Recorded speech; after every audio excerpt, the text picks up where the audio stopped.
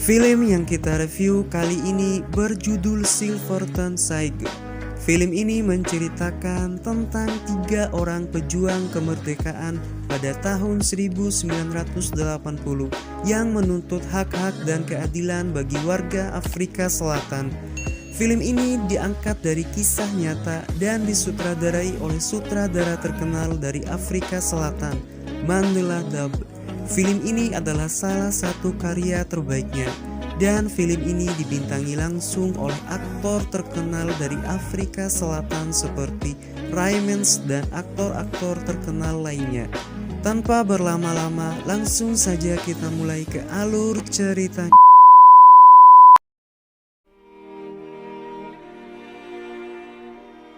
Scene dibuka dengan 4 pemuda yang bernama Kelvin dan rekannya bernama Tera, Masego, dan Aldo.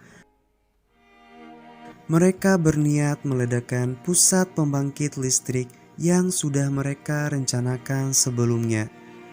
Namun ternyata pas di lokasi, rupanya rencana mereka sudah diketahui oleh polisi.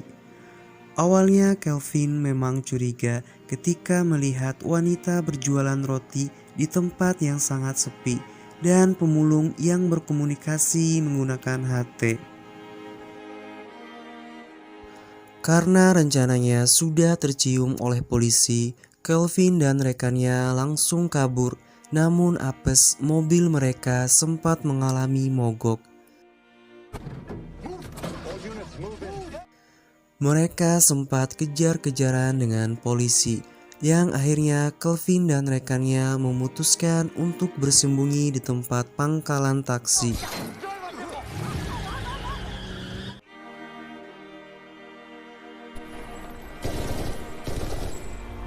Namun ternyata Masego meninggal akibat kena tembakan. Kelvin dan rekannya berhasil kabur melewati terowongan. Namun polisi terus mengejar mereka hingga mereka pun tersudut.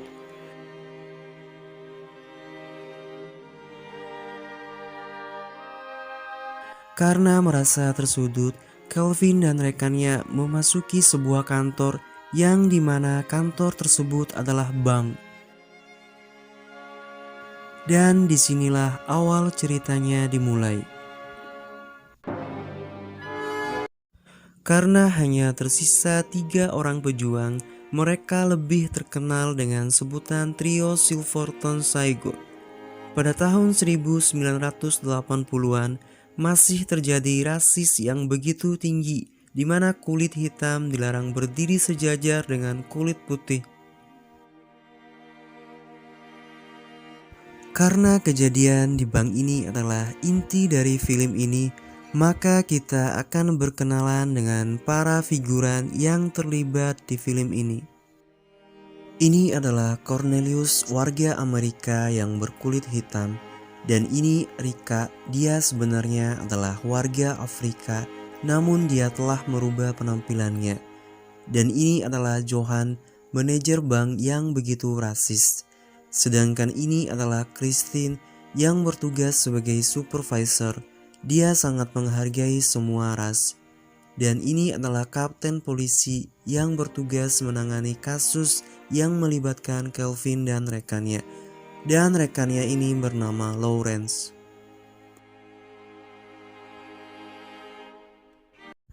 Kita kembali dengan Kelvin dan rekannya yang mulai melakukan penyanderaan kepada seluruh karyawan dan pengunjung bank.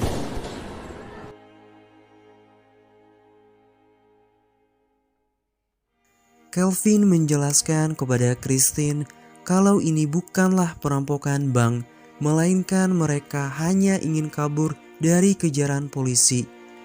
Namun ternyata bank ini hanya memiliki satu akses pintu keluar, yaitu melewati pintu depan. Kelvin dan rekannya sempat heran karena kapten polisi mengetahui nama-nama mereka.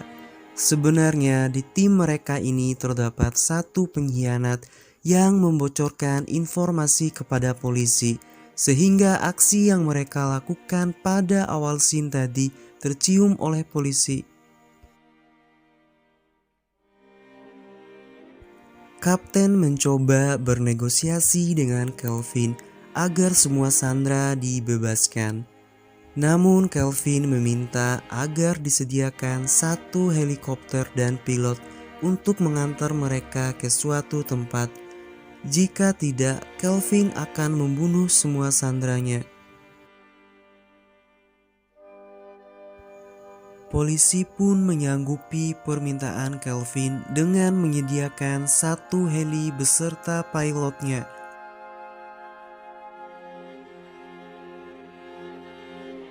Namun ketika ingin kabur, rupanya polisi berkhianat, di mana pilot tersebut sudah dibekali dengan pistol dan penyadap di tubuhnya. Akhirnya misi Kelvin untuk kabur gagal.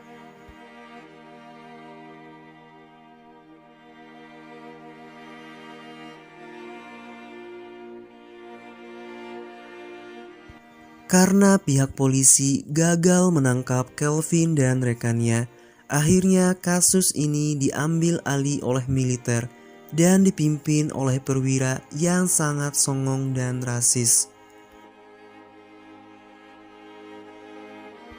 Kelvin sangat marah dengan kapten karena dia telah menjebaknya. Kelvin pun membuat kesepakatan baru dengan kapten di mana dia ingin meminta hal yang sangat mustahil, di mana dia ingin Nelson Mandela dibebaskan dari penjara. Sekedar informasi, kalau almarhum Nelson Mandela ini sangat dicintai dan dikagumi oleh rakyat Afrika karena jasa dan keberaniannya dalam memperjuangkan hak-hak dan kewajiban ras kulit hitam. Karena keberaniannya tersebut, dia dijebloskan di penjara sejak tahun 1961. Scene berganti dengan Aldo yang mengawal pilot ini ke kamar mandi. Ternyata pilot ini mengetahui siapa informan polisi dalam tim Kelvin, yaitu Aldo sendiri.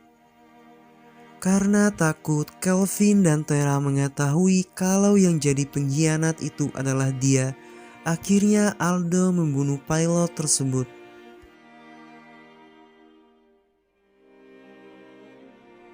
Karena hampir seharian disandra, para sandera mulai kelaparan. Kelvin pun bernegosiasi dengan kapten agar para sandera dibawakan makanan. Namun sebelumnya kapten meminta agar 2 sandera dibebaskan, termaksud Christine. Ternyata Christine ini adalah putri dari Menteri Kehakiman. Namun ternyata Christine tidak ingin dibebaskan karena dia merasa sangat bertanggung jawab atas semua karyawan dan nasabahnya.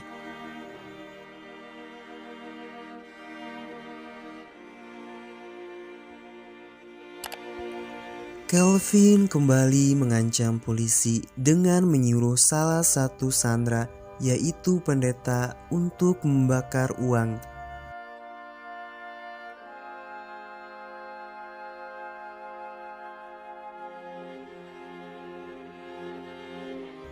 Polisi akhirnya mendapatkan surat gerasi pernyataan pembebasan Mandela.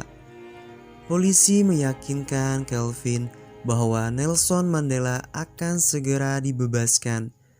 Namun kapten ingin memastikan terlebih dahulu jika semua sandera dalam keadaan hidup.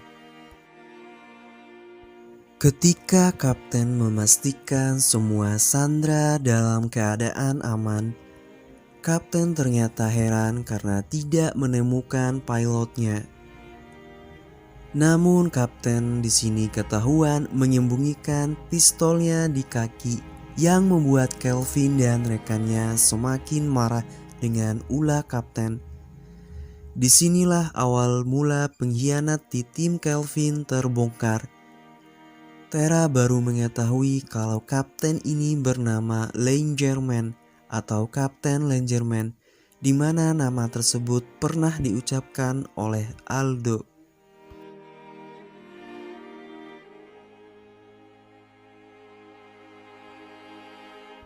Aldo akhirnya mengakui perbuatannya yang memberikan informasi kepada polisi. Ia terpaksa melakukannya karena polisi menahan istrinya yang sedang hamil. Namun secara spontan, Tera melakukan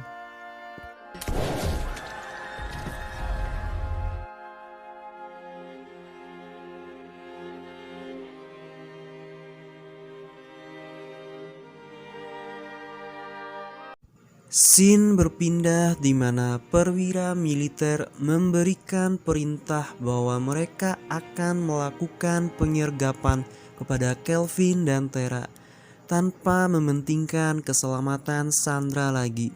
Awalnya kapten dan rekannya tidak setuju, namun apalah daya karena kasus ini sudah diambil oleh militer.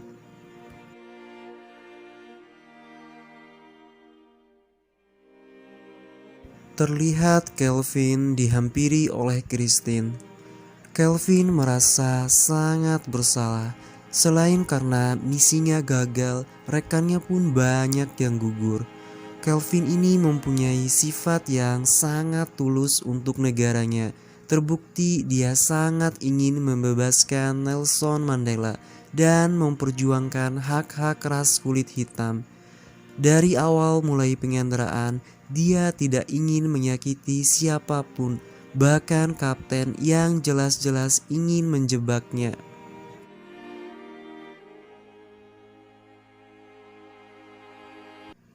Christine bercerita kepada Kelvin kalau dia sangat tidak setuju dengan perbuatan ayah dan anak buahnya karena ayahnya adalah seorang yang sangat rasis.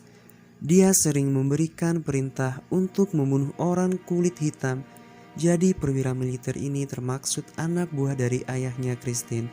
Itulah mengapa Christine ingin membantu Kelvin.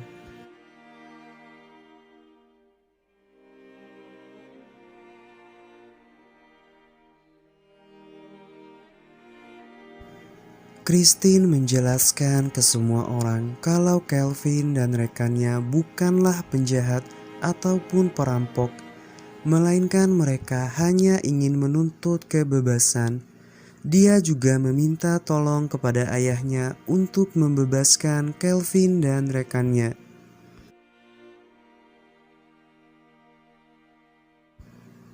Namun ketika dia meneriakkan Freedom Nelson Mandela,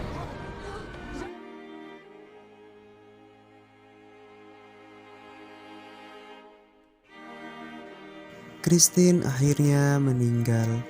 Dia meninggalkan jasanya sebagai seorang pahlawan untuk Kelvin dan seluruh warga Afrika.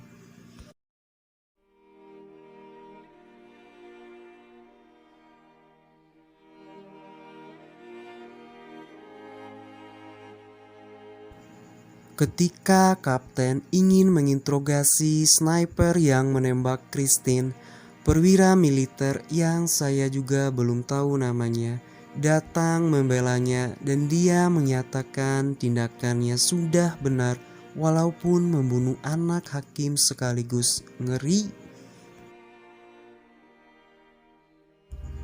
Scene berpindah di mana Kelvin mendapatkan informasi dari kapten kalau Brigjen sudah mengirimkan pasukan SWAT untuk melakukan penyerangan terhadap mereka.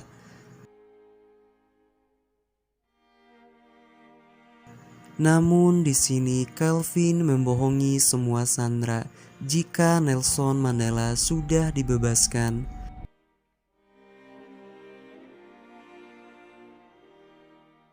Akhirnya semua sandera juga dibebaskan oleh Kelvin. Padahal mereka semua dibebaskan karena Kelvin tidak ingin mereka menjadi korban, karena tim SWAT akan melakukan penyerangan terhadap mereka.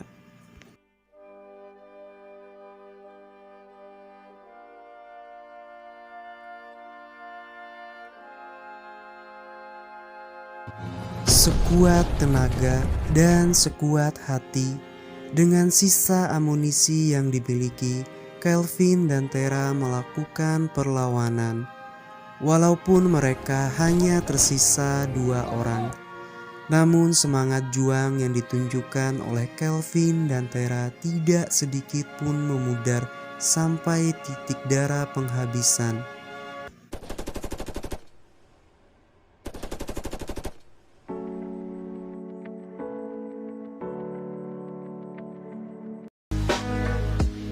Nelson Mandela pernah berkata, "Selalu tampak mustahil sampai semuanya usai."